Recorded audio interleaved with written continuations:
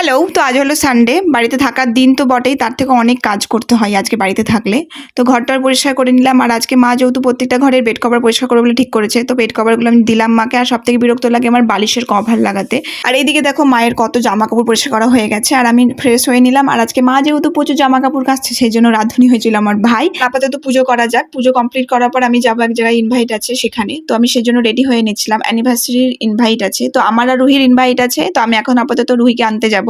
তো এদিকে দেখেছি রুহি রেডি হয়নি, তো রুহিকে নিয়ে বেরিয়ে পড়লাম। আর রুহিকে নিয়ে আমি চলেও এসেছি, যেহেতু আমরা একটু দেরি করেই গিয়েছি, 2-2:30টার দিকে একদম খাওয়া দাওয়ার টাইমে। সেজন্য খাবারের জন্য প্রথমে ওয়েট করছিলাম। তো এখানে আমরা খেতেও বসে গেছি, আর ওখানে বেশিক্ষণ ছিলাম না, 1 ঘন্টা মতন ছিলাম। তারপরে এই ঘন্নি দুপুরের মধ্যে আমি আর রুহি চলে এলাম বাড়ি। তারপরে দুপুরবেলা দেখে কুলফিবেলা যাচ্ছে, তো কুলফি খেয়ে নিলাম। আর আমি একটু রেডি হয়েছিলাম দেখে মনে হচ্ছে আমাকে মা লাগছে, তাই না?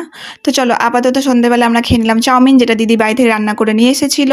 তো চাউমিন টাউমিন খাওয়ার পর আমরা সবাই মিলে বসে গেছিলাম লুডো খেলতে। তো আমি, মা, দিদা, রুহি খেলছিলাম। আর